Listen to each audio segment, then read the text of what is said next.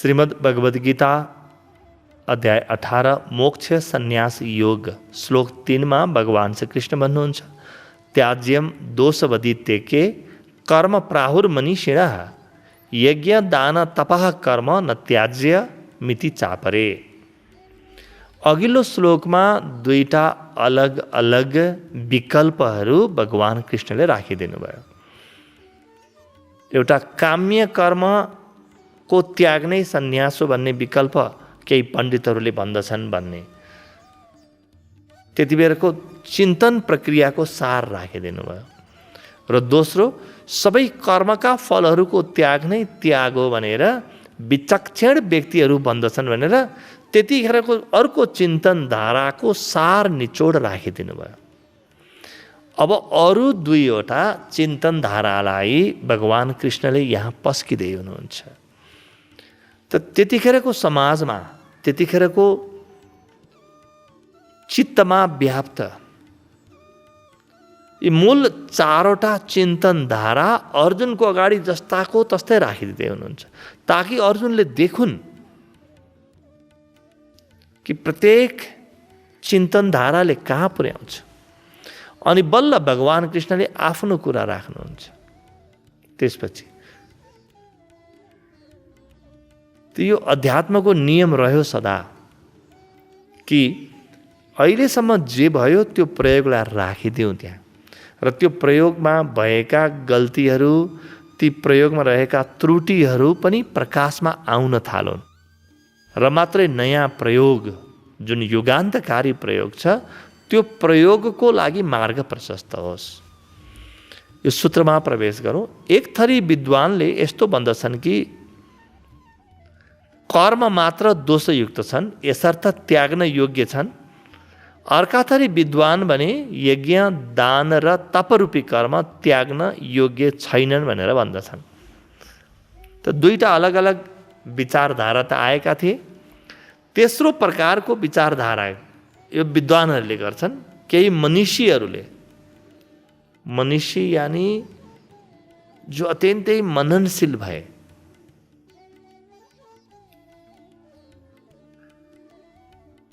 जो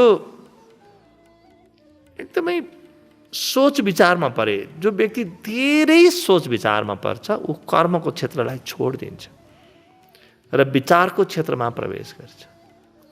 त स्वाभाविक रूपमा यी मनुष्यले के भन्ने भयो त सारा कर्म दोषयुक्त छन् त्यस कारणले त्याग्न योग्य छन्। तिमी फसेकै प्रकृतिको कारणले हो। प्रकृतिमा 3 गुण हुन्छन् त त्रिगुणमयी प्रकृति हुन्छन्। प्रकृति 3 गुणले बनेकी छन्। अब तिमी कुनै पनि कर्म गर्यौ भने त्यो कर्म चाहिँ प्रकृतिमा गर्ने भएको हुनाले तिम्रो जीवनमा दोष छिर्छ किनभने यी 3वटै गुणमा दोष छ। यी 3वटै गुणहरू बन्धन हुन् गाँठा हुन्। त स्वाभाविक रूपमा तिम्रो जीवनमा दोष छिर्छ। तिमी कुनै पनि कर्म गर्दाखेरि दोषबाट अलग हुन सक्दैनौ। जसरी आगो भएको ठाउँमा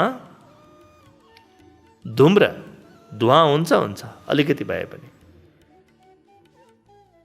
भला नदेखियोस् हुन्छ। ठीक त्यसै गरी कर्मले आफ्नो धुवा जन्माउँछन् किनभने कर्महरू प्रकृतिमा हुन्छन्। पुरुष त कर्ममा हुँदैन। म भित्रको पुरुष त म भित्रको साक्षी त कर्ममा हुँदैन। म भित्रको क्षेत्रज्ञ त कर्ममा हुँदैन। त कर्म कतिखेर बन्छन् क्षेत्रज्ञको क्षेत्रसँग अन्तर्क्रियाबाट कर्म जन्मिन्छ। पुरुषको प्रकृतिसँगको अन्तर्क्रियाबाट कर्म जन्मिन्छ। त यसरी प्रकृतिलाई नचलाइकन कर्म हुँदैनन् र प्रकृति त्रिगुणमयी हुने भएको हुनाले प्रकृतिमा भएका सारा दोषहरू त्यो कर्ममा छिर्छन्। त्यसकारणले कर्म गर्न योग्य छैन। सबै कर्महरू त्याग्न योग्य छ भनेर केही मनीषीहरू भन्दछन् भनेर त्यो त्यागवादी अत्यन्तै त्यागवादी मनीषीहरूको विचारधारा भगवान कृष्णले पेश गरिदिँदै हुनुहुन्छ अर्जुनको अगाडि। यो अर्जुनले छान्ने अन्तिम मौका हो। अर्जुनले रोज्ने अन्तिम मौका हो। त्यसकारणले सारा विचारधाराहरू सारा ज्ञानहरू एकै ठाउँमा पस्किँदै हुनुहुन्छ भगवान कृष्णले।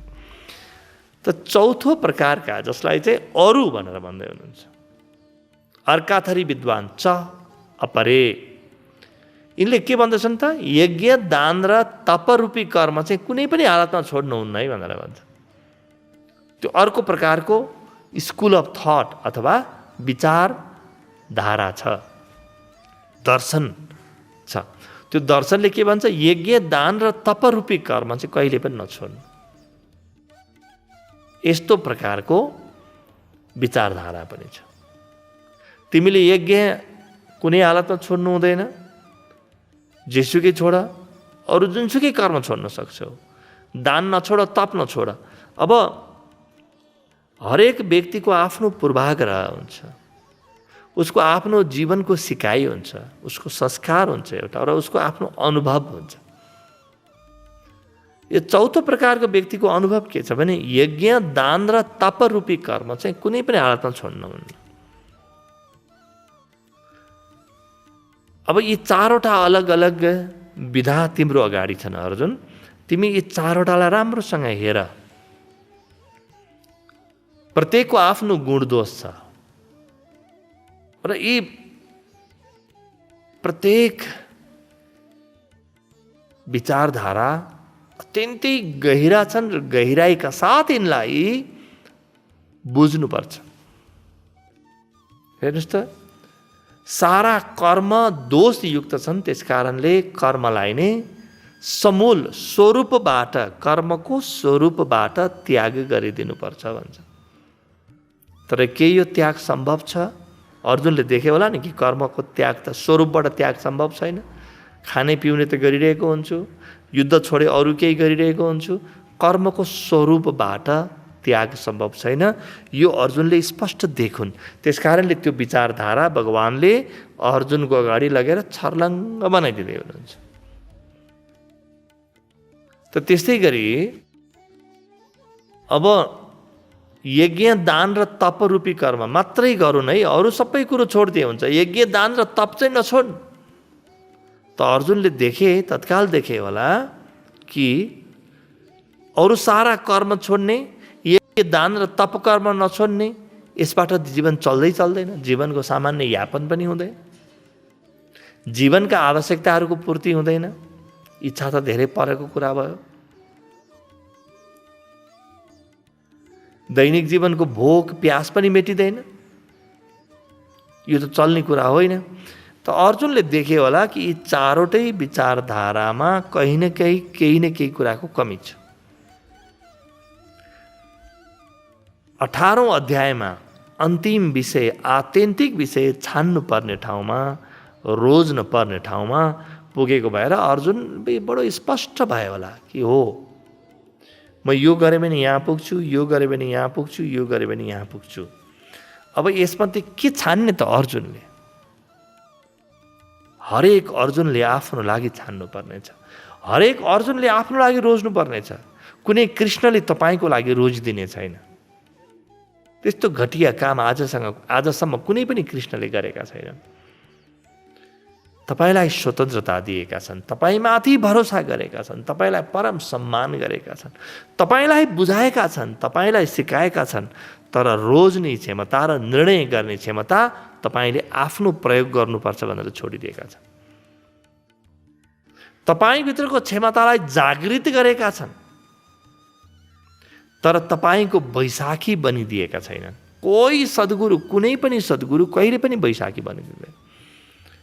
सारा कर्म तपाईँ आफूले गर्नुपर्छ, सारा निर्णय आफूले गर्नुपर्छ। र त्यो निर्णय गर्दा, त्यो कर्म गर्दा जुन भित्र हृदयको विकास हुन्छ र भित्र जुन अनुभूतिहरू हुन्छन्, त्यो अनुभूतिले नै जीवनमा मलाई एउटा गन्तव्य दिने हुने, एउटा सुन्दर ठाउँमा पुर्याउने हो।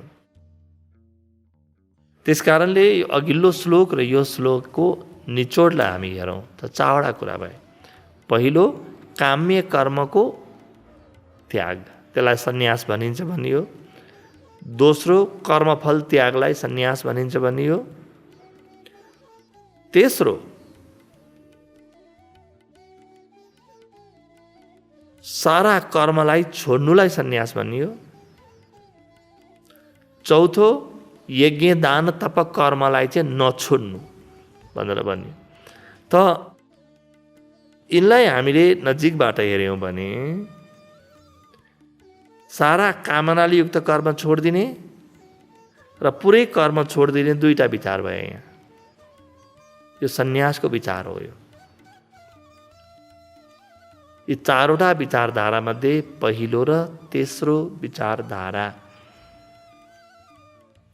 त्यसपछि कर्मफल त्याग गर्ने र यज्ञ दान तप कर्म बाहेकका अरू कर्म त्याग गर्ने, यी दोस्रो र चौथो यो चाहिँ त्यागको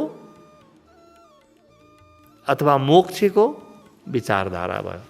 यी चारवटा विचारधारा माथि हामी गहिरो चिन्तन गरौँ र हामी भित्रबाट जन्मियोस् निर्णय, हामी भित्रबाट सङ्कल्प जन्मियोस्, अनि बल्ल त्यो बलवान हुन्छ, अनि बल्ल त्यो दिगो हुन्छ।